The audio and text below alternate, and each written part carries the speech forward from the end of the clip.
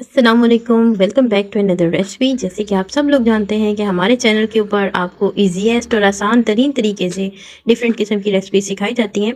तो इसी तरह से ही हम आज भिंडी और प्याज़ों की एक प्यारी सी मज़ेदार सी झटपट सी रेसिपी लेके दोबारा से हाजिर हुए हैं। उससे पहले आपसे एक रिक्वेस्ट है कि अगर आपने अभी तक मेरा चैनल सब्सक्राइब नहीं किया तो please subscribe my channel, bell का आइकॉन दबा दें और वीडियो को लाइक कर दें। चलिए रेसिपी स्टार्ट करते हैं। सबसे पहले हमने तेल गरम कर लेना है और भिंडियों को मैंने उसकी टेल से और सर से काट कर उसको दरमियाना साइज़ काट लिया था। गरम तेल के अंदर हम इनको डाल देंगे। भिंडियों को आप खुश्क करके भी डाल सकते हैं, लेकिन अगर आप गीली गीली डालना चाहते हैं तो तेल डालने से पहले आप कढ़ाई के अंदर भिंडियों को अच्छे तरीके से फ्राई कर लें। उसके बाद हमने जी इधर टमाटर काट लिया है अपना, और टमाटर को मैंने छील लिया था और उसके बाद इसको मैंने छोटे छोटे स्लाइसेस में काट कर सेट असाइड कर दिया। भिंडियों को आपने ज़्यादा नहीं पकाना, ज़्यादा फ्राई नहीं करना। इसका कलर आपने लाइट सा डार्क करना है। इसको फ्राई करने का मकसद सिर्फ हमारा इतना है कि इसका कच्चापन दूर हो जाए। इसको हमने शैलो फ्राई करने के बाद निकाल कर एक प्लेट में रख लें या टोकरी में रख लें, ये आप लोगों के ऊपर डिपेंड करता है। तेल आपका बिल्कुल क्लीन होना चाहिए जब आपने प्याज़ों को इसके अंदर ऐड करना है। और इसको अब हमने जी बीज भी निकाल लिए थे, इसके अंदर हम प्याज ऐड कर देंगे। प्याज मैंने मीडियम और लार्ज साइज लेके इनको बारीक काट लिया था और इनको हम भी अच्छे तरीके से फ्राई कर लेंगे। फ्राई हमने तब तक करना है प्याज़ों को जब तक इनका कलर जो है लाइट गोल्डन होना शुरू हो जाएगा।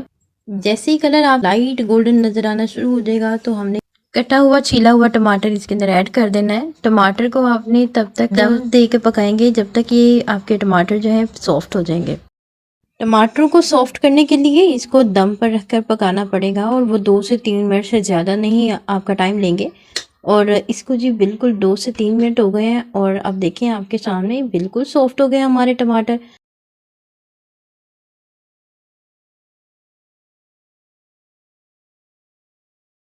अब इसके अंदर हम स्पाइसेस डालेंगे। स्पाइसेस कुछ यूँ थे, चिली फ्लेक्स थे 1.5 टीस्पून, नमक था 1.5 टीस्पून, कोरिएंडर पाउडर था 1.5 टीस्पून, और रेड चिली पाउडर था, काली मिर्चें थी, और टर्मरिक यानी हल्दी थी हमारे पास।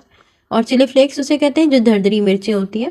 और नमक आपने डाल देना है जी। यहाँ पर हम स्पाइसेस को इसके अंदर ऐड करने के बाद इसको अच्छे तरीके से भून लेंगे।